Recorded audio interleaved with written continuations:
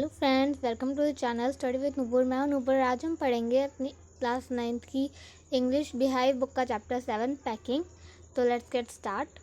तो इस चैप्टर के राइटर हैं जेरोम जिन्होंने इस चैप्टर को लिखा है और ये एक नावल है जो लिया गया है 3 मैन इन अ बोट में से। तो इसके राइटर का नाम आपको याद कर लेना अच्छे से।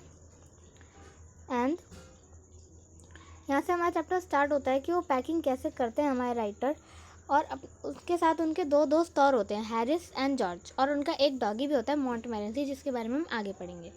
तो ये बताते हैं कि वो जो राइटर है वो पैक करने वाले थे, तो उनको लगता है कि वो ना पैकिंग में बहुत ज़्यादा अच्छे हैं, एक्सपर्ट हैं, वो और लोगों से ज़्यादा अच्छी पैकिंग कर सकते हैं, ऐसा उनको अपने ऊपर बिलीव होता है। तो उसके बाद वो कहते हैं अपने दोस्तों से, हैरिस और जॉर्ज से, कि चलो एक काम करते हो, मैं पैकिंग स्टार्ट करूँगा। तो इसके जो दोस्त होते हैं हैरिस एंड जॉर्ज, वो आराम से इस सजेशन को एक्सेप्ट कर लेते हैं एंड देन जाके बैठ जाते हैं एक इजी चेयर पे। हैरिस अपनी लेग्स को क्लॉक्ड कर लेता है और बैठ जाता है एक टेबल पे, और ऐसे वो उसके राइटर के सजेशन को मान लेते हैं। तो इस बात से राइटर को थोड़ा अजीब लगता है, क्योंकि वो कहना चाहते हैं कि उनका ये मतलब नहीं था कि वो सिर्फ बैठे रहें और जो राइटर है वो बैठ के पैकिंग करे।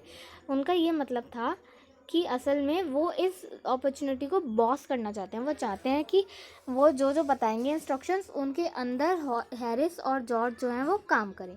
लेकिन ऐसा कुछ भी नहीं होता है। वो कहते हैं कि राइटर कहते हैं कि मैं पैकिंग करूँगा, तो उनके दोस्त कहते हैं हाँ ठीक है भाई, तू कर ले, हमको नहीं करनी, तू कर ले। देन यहाँ पे बताते हैं, यहाँ तक चलते हैं नेक्स्ट पेज पे।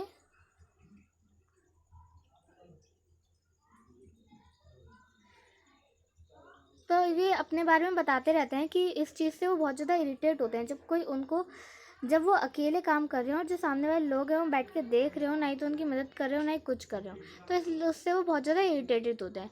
तो वो कहते हैं कि एक बार मैं एक ऐसे आदमी के साथ रहा हूँ जो मेरे को एक संग रह के पागल कर देता था। वो हमेशा कुछ नहीं करता था, बस मुझे लेट के देखता रहता था सोफे पे, मैं काम करता रहता था और मैं उसको देख के इतना ज़्यादा इरिटेट होता था कि बस छोड़ो। तो वो क्या कहता है कि मैं ऐसा आदमी नहीं हूँ कि मैं बस बैठ के देखता रहूँ, मैं ऐसा नेचर है ही नहीं मेरा। वो बताते हैं अपने बारे में कि मैं ऐसा नहीं हूँ।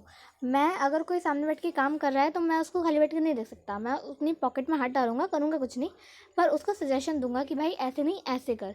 तो वो अपने बारे में ये क्वालिफाई करते हैं। तो ये उनका एनर्जेटिक नेचर है, ये भी बताना चाह रहे हैं उसमें पैरा में।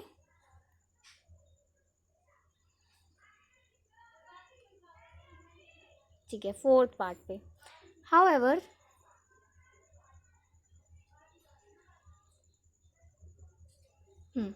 I did not say anything. वो कहते हैं जेरोम कि चलो, मैंने उनको कुछ नहीं कहा और मैंने उनको अपना काम करने दिया। जो वो कह रहे थे कि हाँ ठीक है तू कर ले पैकिंग, तो मैंने अपना काम करना स्टार्ट कर दिया, उनकी तरफ देखा भी नहीं। तो ये बैग फिनिश करने में उसको बहुत ज़्यादा मतलब जो उसको टाइम लगा वो बताते हैं कि लॉन्गर जॉब थी ये। उसके बाद वो बताते हैं कि मैंने जब बैग को पैक कर लिया तो मैं उसके ऊपर बैठ गया उसको स्ट्रैप करके। तभी अचानक से हैरिस ने एक सवाल पूछा कि had you pack the boots in it. तो उसने घूमकर देखा कि क्या मैंने बूट्स रखे हैं। तो वो कहता है कि नहीं, मैंने तो ही नहीं रखे हैं। अब ये ऐसा वो हैरिस का नेचर बताते हैं कि देखो कैसा है हैरिस। जब से वो पैक कर रहा था बेचारा नेटर हमारा, तब से नहीं बताया उसने, लेकिन अब बता रहा है जब उसने सब शट कर दिया, स्ट्रैप कर दिया, तब बता रहा है कि देखो तुमने वो नहीं रखे हैं। इसका रियल इंटेंशन ये था कि जेरोम को इरिटेट करना चाहता, हमारे ऑथर को ये इरिटेट करना चाहता था, और उसके ऊपर वो सेंसलेस लॉ भी दे रहा था। सो ये देखकर जो ऑथर है वो वाइल्ड हो जाता है, उसको दिमाग ख़राब हो जाता है कि जब मैं पैक कर रहा था तब इसने मुझे नहीं बताया कि मुझे बूट्स भी रखने हैं, और अब मेरे को बता रहा है कि भाई तुमने तो बूट्स ही नहीं रखा है। तो फिर उसके बाद राइटर बताते हैं कि I open the bag and pack the boots in then just why to close it a horrible idea come to my be that I had pack my toothbrush. फिर ऑथर को अचानक से याद आ जाता है क्या उसने अपना टूथब्रश पैक किया है, क्योंकि टूथब्रश एक ऐसी चीज़ है जो वो हर बार भूल ही जाते हैं जब भी वो जाते हैं कि अपना टूथब्रश उन्होंने पैक किया है या नहीं किया है, ये उनको कभी याद ही नहीं रहता है।